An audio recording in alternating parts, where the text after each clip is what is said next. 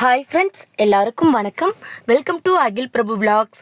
இன்றைக்கி வீடியோவில் வந்து ஒரு கோல்டு செயினும் கோல்டு கம்மலும் ஒரு ஃபங்க்ஷனுக்காக எடுக்க வேண்டியது இருக்குங்க. அதை கோல்டு ஷாப்பிங் பண்ணுறதுக்கு தான் போகிறோம். அந்த வீடியோ தான் இதில் பார்க்கலாம். நாங்கள் ஊருக்கு வந்ததுலேருந்து ஒரே ஃபங்க்ஷனாக இருக்குது. நம்ம போட வேண்டியவங்க, நம்மளுக்கு போட்டவங்க அப்படின்னு சொல்லிட்டு கோல்டு செயின் ரிங் இந்த மாதிரிலாம் போட்டிருப்பாங்க இல்லையா, அவங்களுக்கு செய்முறை செய்கிறதுக்கும் அடிக்கடி எடுக்கிற மாதிரி இருக்குது. அது மாதிரி ஒரு ஃபங்க்ஷனுக்கு தான் இன்றைக்கி வந்து செயினும் கம்மலும் எடுக்க போகிறோம். நிறையா 2 கிராம் 3 கிராம் 4 அந்த கிராமில் எல்லாம் நிறைய டிசைன் கலெக்ஷனில் வந்து தோடெல்லாம் இருந்தது. வாங்க 2 கிராம் 3 கிராம் 4 கிராமில் உள்ள தோடு கலெக்ஷன் எல்லாம் பார்க்கலாம். இது எங்கள் நாத்தனார் வந்து அவங்க ரெகுலராக எடுக்கிற கடைன்னு சொல்லிட்டு கூட்டிகிட்டு போயிருந்தாங்க. நான் காரைக்குடியில் அதிலலாம் வந்து பெருசாக நான் காரைக்குடியில் நகை எடுத்ததில்லை. நான் சென்னையில் இருக்கும் போது ஜிஆர்டியில் தான் நான் அடிக்கடி நகை எடுத்திருக்கேன்.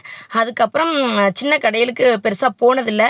எங்கள் நாத்தனார் அவங்க ரெகுலராக எடுக்கிற கோல்டு கடைன்னு சொல்லிட்டு இங்கே கூட்டிகிட்டு வந்திருந்தாங்க.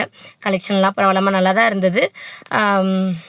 ஆனால் நிறையா வந்து குட்டி தோடு வந்து கலெக்ஷன் நிறையாவே காமிச்சாங்க. எல்லாம் நல்லா சூப்பராக இருந்தது. அடுத்தெல்லாம் அது வரும், அந்த தோடு கமல் டிசைன் எல்லாம் அடுத்து வரும். பாருங்கள் எப்படி இருக்குன்னு. நம்ம ஒரு செயினும் எடுக்க வேண்டியது இருக்குதுன்னு சொன்னாங்க இல்லையா, அந்த செயின் டிசைன் தான் பார்த்துட்ருக்கேன். ஒரு 4-5 டிசைன் வந்து ஃபைனல் பண்ணியிருந்தோம். அதிலேருந்து ஒரு டிசைன் வந்து செலக்ட் பண்ணியாச்சு. அதுக்கு முந்தின நாளே நான் போயிட்டு ஒரு பெரிய கடையில் போயிட்டு பார்த்துறது டிசைன் எல்லாம் செலக்ட் பண்ணி வச்சுருந்தேன். ஆனால் பார்த்தா ஒரு அமௌண்ட் நம்மளுக்கு வர வேண்டியது அன்றைக்கி நைட்டு வரலைங்களா, அதனால் அன்றைக்கி வந்து எடுக்க முடியல. ஃபைனல் பண்ணி வச்சுட்டு காலையில் கடை ஓப்பன் பண்ணோம்னா 10 மணிக்கு வந்து எடுத்துக்கிறோன்னு சொல்லிட்டு வந்தோம். ஆனால் அன்றைக்கி ரேட்டு வந்து 1 கிராம் எவ்வளோ இருந்துச்சுன்னா 6565 ரூபாய் இருந்தது. ஆனால் அடுத்த நாள் காலையில் கடை ஓப்பன் பண்ணி ஒரு 10 மணிக்கெலாம் போயிட்டோம். 10 மணிக்கு போனால் அப்படியே வந்து சவரனுக்கு 1000 ரூபாய் இன்க்ரீஸ் ஆயிடுச்சு. அப்போவே நான் அந்த கடைக்காரங்க நான் முந்தின நாள் டிசைன் பார்த்தேன்னு சொன்னேங்க இல்லையா, அவங்க அப்போவே சொன்னாங்க, அமௌண்ட் வராட்டி நீங்கள் வந்து ஒரு அட்வான்ஸ் மாதிரி கொடுத்துட்டு காலையில் கூட வந்து எடுத்துக்கிறீங்கன்னு சொன்னாங்க. சரி, ஒரு நைட்டுக்குள்ளேயே இவ்வளோ கூடிற போகுதுன்னு பார்த்தா சவரனுக்கு 1000 ரூபாய் அடுத்த நாள் ஒரு கம்மியான டைமில் அவ்வளோ கூடி இருந்தது. சரின்னு சொல்லிட்டு இப்போ டிசைன் வந்து கையில் காமிச்சிருப்பேன். இதை தான் ஃபைனலாக வந்து நம்ம ஃபைனல் பண்ணி எடுத்தது. நல்லா இருக்கான்னு சொல்லுங்கள். கொஞ்சம் பார்வையாகவும் இருந்தது. இந்த டிசைன் வந்து கழுத்தில் எதுவும் குத்தாமல் இருக்கும் அப்படிங்கிறக்காகவே இதை வந்து செலக்ட் பண்ணியாச்சு.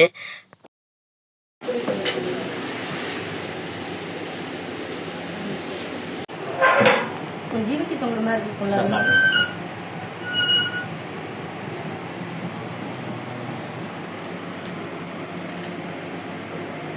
ஃபைனலாக செயின் செலக்ட் பண்ணதுக்கப்புறம் தோடு பார்க்க ஆரம்பிச்சிட்டோம். நிறையா தோடு எடுத்து போட்டிருந்தாங்க. நானும் எங்கள் நாத்தனாரும், இவங்க தான் எங்கள் ஹஸ்பண்டோட தங்கச்சி, 2 பேரும் தான் வந்து இதை எடுக்கலாமா அதை எடுக்கலாமான்னு சொல்லிட்டு ஃபைனலாக தோடும் டிசைன்ஸ் எல்லாம் பார்த்து செலக்ட் பண்ணிக்கிட்டு இருந்தோம். அன்றைக்கி நான் எடுக்கும்போது நகையோட ரேட் என்ன இருந்ததுன்னா 6670 ரூபாய் ஆயிடுச்சு. முந்தின நாள் வந்து 6565 தான் இருந்தது. ஸோ என்ன பண்ணுறது, எல்லோரும் யாரெல்லாம் நம்ம நைட்டு போய் பார்த்துட்டு காலையிலே ஒரு நாளுக்குள்ளேயே கூடிற போது ஒன்று சேம் ரேட்டாக இருக்கும், இல்லாட்டி ஒரு 100-200 தான் சவரனுக்கு கூடும் அப்படின்னு நினச்சிட்டு போய் மொத்தமாக எடுக்கும்போது 1000-2000 நம்மளுக்கு லாஸ் ஆனதெல்லாம் யாருன்னு சொல்லுங்கள். நானும் அப்படி தான் நினச்சேன். 1000 ரூபாய்லாம் கூடாது, ஒரு 200-300 ரூபாய் கூடும் அடுத்த நாளுக்குன்னு சொல்லிட்டு தான் வந்து அவங்க அட்வான்ஸ் பண்ணுங்கன்னு சொல்லும் போது கூட பண்ணாமல் வந்தது. 1 கிராம் நான் எடுக்கும் போது 6670 ரூபாய் இருந்ததா. ஆனால் சேதாரம் செய்குலி இதெல்லாம் சேர்த்து பார்த்தீங்கன்னா 1 கிராம் கிட்டத்தட்ட 7700 ரூபாய். அது ரவுண்டாக சொல்லணும்னா ஒரு 8000 ரூபாய்க்கிட்ட ஆயிடுது 1 கிராம் கோல்டு ரேட்டு. ஒரு 2 கிராம் எடுக்கிறதுக்கு 16000 ரூபாய் ஆயிடுது. ஆனால் நம்மளுக்கு வந்து அமௌண்ட் பார்க்கும்போது 2 கிராம் 16000 அப்படின்னு அமௌண்ட்டில் பார்க்கும்போது பெருசாக தெரியுது. ஆனால் எடுத்தது என்னமோ 2 கிராம் அப்படிங்கிற போது நம்மளுக்கு கம்மியாக தெரியும்.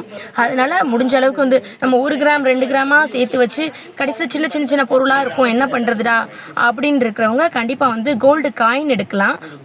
கோல்டு காயின் எடுத்து சேவ் பண்ணி வச்சுட்டு ஒரு சவரன் 2 சவரன் வந்ததுக்கப்புறம் ஒரு பெரிய செயினாக வந்து எடுத்துக்கலாம். ஆனால் சில கடைகளிலுமே கோல்டு காயினுக்குமே சேதாரம் செய்யலாம், இது மாதிரி மேக்கிங் சார்ஜ் எல்லாம் போடுறாங்க. ஆனால் அதை பார்த்து எந்த கடையில் வந்து கோல்டு காயினுக்கு வந்து மேக்கிங் சார்ஜ் எல்லாம் போடாமல் இருக்குதோ அந்த கடையில் நம்ம பார்த்து கோல்டு காயின் எடுத்து சேவ் பண்ணி வச்சுட்டு அதுக்கப்புறம் ஒரு பவன் சேர்ந்ததுக்கப்புறம் ஒரு செயினாவோ நம்மளுக்கு பிடிச்ச பொருளாவோ 1 சவரன் 2 சவரனில் மாற்றிக்கிறது நல்லது. இது கோல்டு காயின் கூட சேவ் பண்ணுறது ஒரு நல்ல மெத்தட் தான். ஆனால் அதுலேயுமே கோல்டு காயினுக்கே சேதாரம் செய்குலி இப்படி மேக்கிங் சார்ஜ் எல்லாம் போடுறாங்க இல்லையா, அந்த கடையில் பார்த்து எடுத்தோம்னா நம்மளுக்கு நட்டம் ஆயிரும். ஏன்னா நம்ம இதுக்கும் வேஸ்டேஜ் எல்லாம் கொடுத்து, அதாவது கோல்டு காயினுக்குமே வேஸ்டேஜ் எல்லாம் கொடுத்து, அதுக்கப்புறம் திரும்ப நம்ம செயினாக மாற்றும் போதும் அதுக்கும் வேஸ்டேஜ் மேக்கிங் சார்ஜ் இது மாதிரிலாம் கொடுத்தோம்னா நம்மளுக்கு லாஸ் தான். அதனால் காயினுக்கு வந்து சார்ஜ் பண்ணாத கடையாக பார்த்து நம்ம காயின் எடுத்து சேவ் பண்ணோம்னா அது லாபம். நம்மளுக்கு பிடிச்சமான ஒரு பெரிய நகையாக செஞ்சு வாங்கிக்கிறலாம். இப்போ 1 கிராம் 2 கிராமில் நம்மளுக்கு வந்து அமௌண்ட் சேர்க்கறதுக்கு 20,000 பெருசாக தெரியலாம். ஆனால் அதை கொண்டு போனால் எவ்வளோ எடுக்கலாம்னா ஒரு 2 கிராம் தான் எடுக்க முடியுது. 2 கிராம் வந்து நம்மளுக்கு சின்ன டிசைனாக இருக்கும். ஒரு ஒரு எவ்வளவு நம்ம சின்ன சின்னதாக எடுத்து வச்சிட முடியும். தோடு எடுக்கலாம், ரிங் எடுக்கலாம். அதனால கோல்டு காயினில் வந்து சேவ் பண்ணுறது ஒரு பெஸ்ட் மெத்தடு. தோடும் செயினும் எடுத்தாச்சு. நான் காமிச்சிருப்பேன் என்ன செயின் எடுத்தேங்கிறத வந்து வீடியோலேயே முன்னாடி போயிருந்திருக்கும். இருந்தாலும் வந்து என்ன எடுத்தேன் அப்படிங்கிற பிக்சரை செயினும் தோடும் நான் லாஸ்ட்டில் அட்டாச் பண்ணுறேன் பாருங்கள். செயின் தோடு எடுத்துகிட்டு வந்ததுக்கு அப்புறம் ட்ரெஸ் எடுக்க வேண்டியது இருந்தது, பட்டுப்பாவாடை சட்டை. அதுக்கு தான் ஜவுளி கடைக்கு வந்திருக்கோம். பட்டுப்பாவாடை சட்டை வந்து ரொம்ப டிசைன்லாம் எடுத்து போடல, அதுவும் குழந்தைக்கு தானே. சட்டை மேலே போடுற அந்த சட்டை வந்து டார்க்காக இருந்தால் கீழே போடுற பட்டு பாவாடை வந்து டல்லாக இருந்தது. பாவாடை கலர் வந்து டார்க்காக கொடுத்துருந்தாங்க, பளிச்சுன்னு கொடுத்துருந்தாங்கன்னா கொஞ்சம் சட்டை டல்லாகவே இருந்தது. சரி ஓகே, எதுவும் அது கலர் பெருசு இல்லை, ஆனால் கொஞ்சம் குழந்தைங்கனாவே என்ன எந்த கவுனாக இருந்தாலும் சரி, பாவாடை சட்டை ஃப்ராக் எதுவாக இருந்தாலும் குத்தாமல் அவங்களுக்கு இருக்கணும் குழந்தைங்களுக்கு. நிறைய பேருங்கிறத விட எல்லா குழந்தைங்களுமே இந்த ட்ரெஸ்ஸு குத்துது அது குத்துதுன்னு ட்ரெஸ்ஸு நம்ம எடுத்துருவோம், காஸ்ட்லியாக ரேட்டெல்லாம் போட்டு எடுத்துருவோம். பார்க்குறதுக்கும் சூப்பராக அழகாக இருக்கும், ஆனால் குத்துதுன்னு சொல்லிட்டு போட மாட்டாங்க இல்லையா. அதனால் நான் மெயினாக வந்து கிளாத்து தான் வந்து தொட்டு தொட்டு பார்த்துக்கிட்டு இருந்தேன்.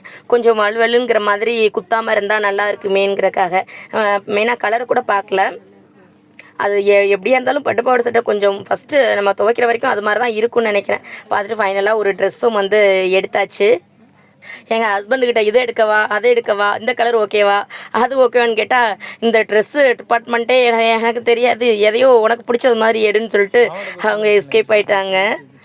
நானும் ஜவுளி கடைக்கு போனேன்னா பெருசாக எல்லாத்தையும் இதை எடுத்தாங்க அதை எடுத்தாங்க நிறைய சரிச்சு போட்டு எல்லாத்தையும் பார்க்கலாம் மாட்டேன். எனக்கு சாரீ எடுக்க போனோன்னா ஒரு 5 சாரீ எடுத்து போட்டாலும் அதுலேருந்து எடுத்துகிட்டு வந்துடுவேன். இதோடவா இருக்க போது நம்ம கட்டினா அழகாக தான் இருக்கும் சாரீ அப்படிங்கிற மாதிரி எடுத்துகிட்டு வந்துடுவேன். அது மாதிரி அந்த பொண்ணுக்கிட்டே கேட்டேன், இந்த கிளாத் குத்தாமல் இருக்குமாப்பா, இது நல்லா இருக்குமா, இது அவங்க அந்த பொண்ணும் எடுத்து காமிச்சிக்கிட்டு இருந்தாங்க. ஸோ ஃபைனலாக வந்து ஒரு பட்டு பாவாடை சட்டையும் எடுத்தாச்சு. உனக்கு என்ன வேணும்? ஓய் ஓய் உனக்கு என்ன வேணும்? உனக்கு இங்கே எடுத்த ட்ரெஸ் தானே இது? இங்கே தானே இப்போ 2 நாள் தானே, ஃபஸ்ட் டைம் தான் போடுறேன் பாரு, எவ்வளோ அழுக்காக்கி வச்சுருக்கேன்னு. ஏண்டா ஓய் பிச்சு விடுவேன் ரஸ்கோல்.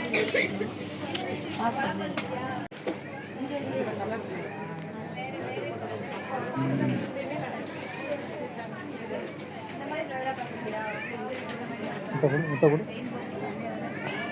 முட்டை கொடு. ஐயோ ஐயோ குத்துச்சு.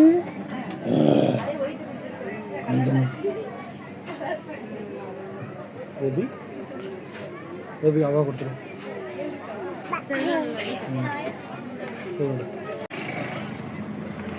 ட்ரெஸ்ஸும் எடுத்தாச்சு. அதுக்கப்புறம் வந்து அடுத்த நாள் வந்து ஆவணி ஞாயிற்றுக்கிழமை நாங்கள் வந்து விரதம் பிடிப்போம்.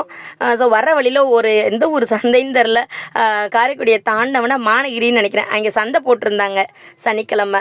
ஸோ கொஞ்சம் காய் வாங்கிட்டு வரலான்னு சொல்லிட்டு ஹஸ்பண்டை போய் காய் வாங்கிட்டு வர சொன்னால், கொஞ்சமாக தான், ரொம்ப இல்லை, வந்து சந்தையெல்லாம் வீடியோ எடுக்கல, அதை வாங்கிக்கிட்டு ஒரு வழியாக வீட்டுக்கு கிளம்பிட்டோங்க.